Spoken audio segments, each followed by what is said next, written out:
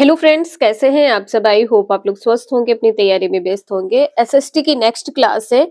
ये क्लास आप सभी के लिए इंपॉर्टेंट है और यहाँ से क्वेश्चन आपके एग्जाम में पूछे गए हैं। जितने भी प्रीवियस ईयर क्वेश्चंस हैं और जो न्यू क्वेश्चंस है यहाँ पर आप सभी को डे बाय डे कंप्लीट करवाए जा रहे हैं।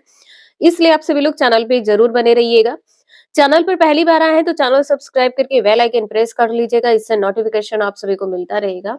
तो चलिए स्टार्ट करते हैं। क्वेश्चन यहाँ पर दिया है, मालती माधव नामक नाटक की रचना किसने की थी।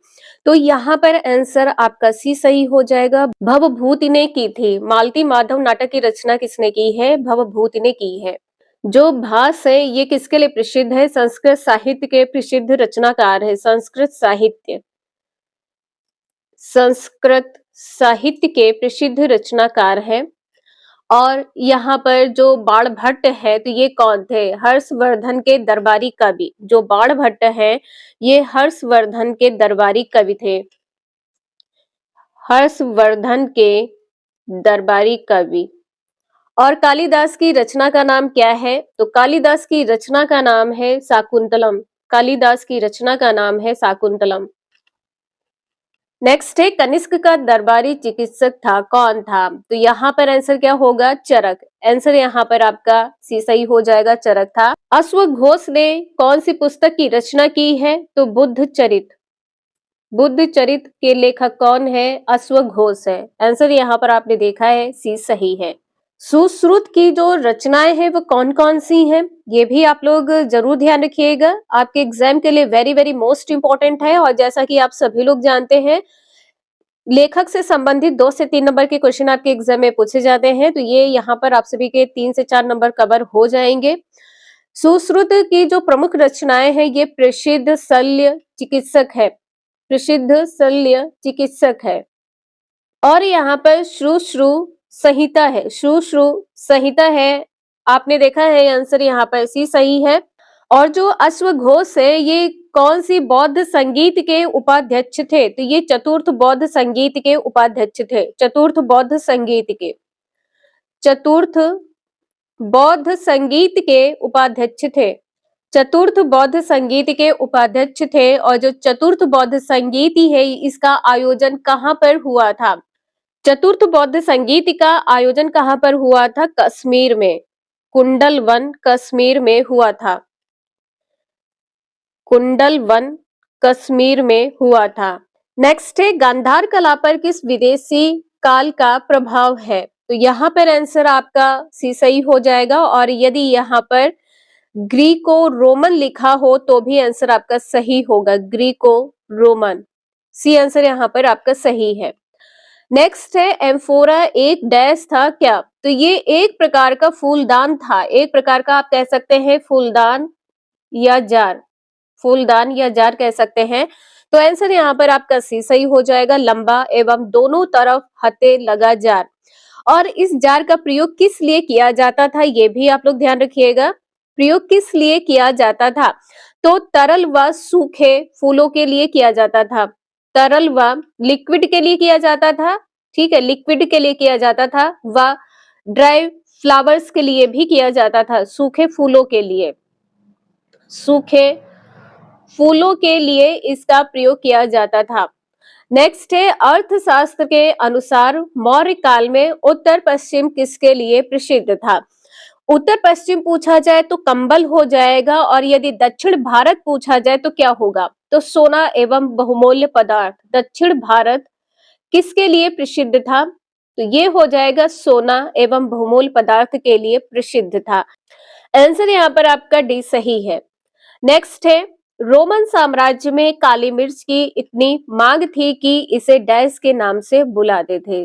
तो यहाँ पर आंसर आपका डी सही हो जाएगा, काला सोना के नाम से इसे बुलाते थे। डी आंसर सही है। नेक्स्ट है, मौर्य शासक अशोक द्वारा लड़ी गई लड़ाई का स्थल कलिंग वर्तमान में कहाँ है। तो ये वर्तमान में है ओडिशा में। आंसर यहाँ पर आपका डी सही हो जाएगा। और यदि आपसे भाग पूछे किस भाग में है, ओडिशा और आंध्र प्रदेश के, ओडिशा और आंध्र प्रदेश के उत्तरी भागों में है। आंध्र प्रदेश के उत्तरी भागों में है।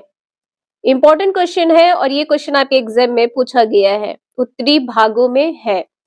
नेक्स्ट है चंद्रगुप्त मौर्य के गुरु थे कौन थे? तो चंद्रगुप्त मौर्य के गुरु थे चाणक्य। आंसर यहाँ पर आपका बी सही हो जाएगा, चाणक्य थे। इसके बाद में है अशोक का धम्म, यहाँ पर बताना है क्या आंसर सही है। तो ये अच्छे व्यवहार का सिद्धांत है, एक आदर्श है, सम्राट अशोक द्वारा प्रतिपादित विचारों की एक समिष्टि है। आंसर आपका यहाँ पर डी सही हो जाएगा। ये क्वेश्चन आपका 2011 में पूछा गया है। नेक्स्ट है इन सभी विद्वानों में क्या समान है? आप स्तंभ, बौधायन, कात्यायन, मानव, पाणिनि, पिंगल, याज्ञवल्क्य। ये किससे संबंधित है? ये सभी व्याकरणाचार्य थे। आंसर यहाँ पर आपका बी सही हो जाएगा, व्याकरणाचार्य थे।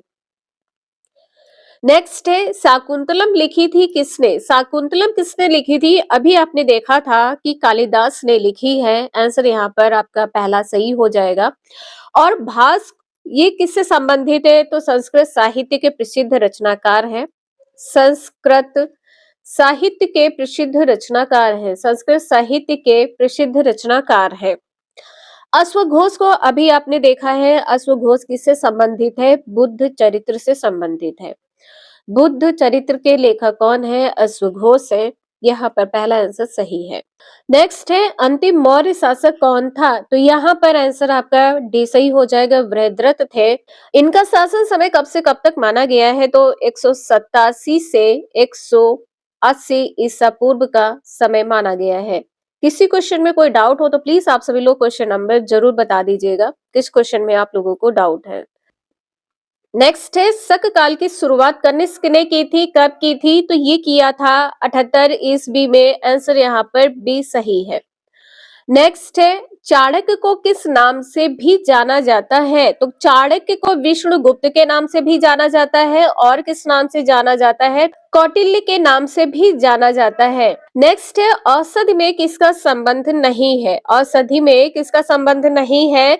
तो देखिए धन्वंतरी आपने सुना है, एक प्रकार की औषधि होती है। चरक एक प्रकार की औषधि होती है, ये भी चरक भी जो है औषधि से संबंधित है। सुश्रुत ये भी औषधि से संबंधित है।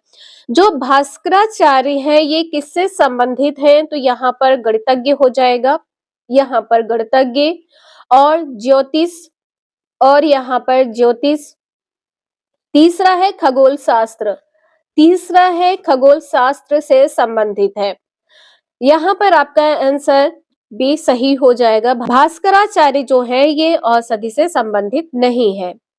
नेक्स्ट है मौर्य साम्राज्य का संस्थापक कौन था? यहाँ पर आंसर चंद्रगुप्त मौर्य हो जाएगा।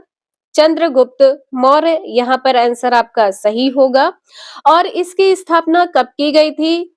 मौर्य साम्राज्य की स्थापना कब की गई थी? तो 322 ईसा पूर्व में, ईसा पूर्व में इसकी स्थापना की गई थी।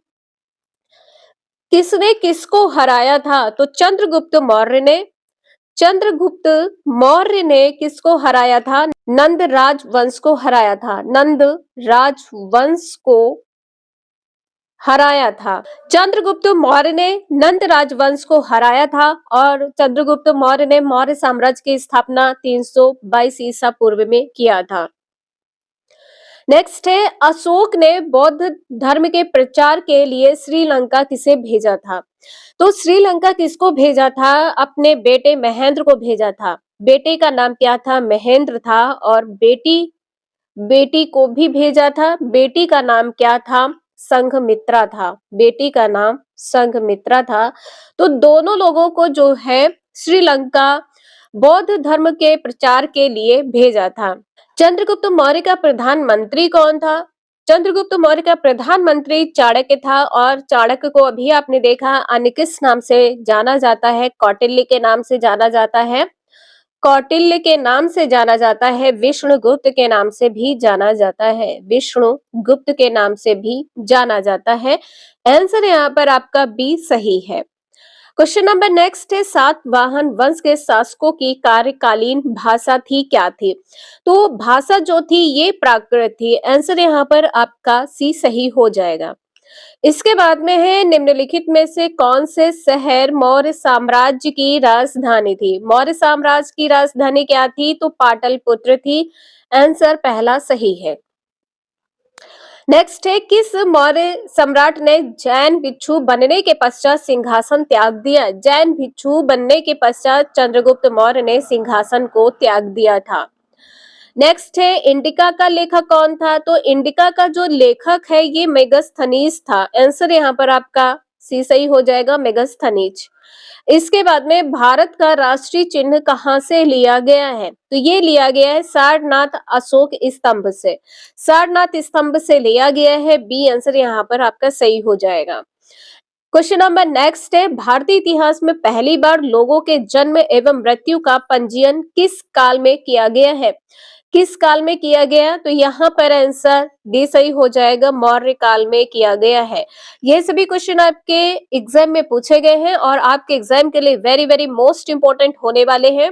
आपके एग्जाम में यहाँ से क्वेश्चन पूछे जाएंगे, तो आप सभी लोग इसका रिवीजन जरूर कर लीजिएगा। आज के लिए इतना ही, मिलते हैं नेक्स्ट क्लास में। Thank you for watching this video.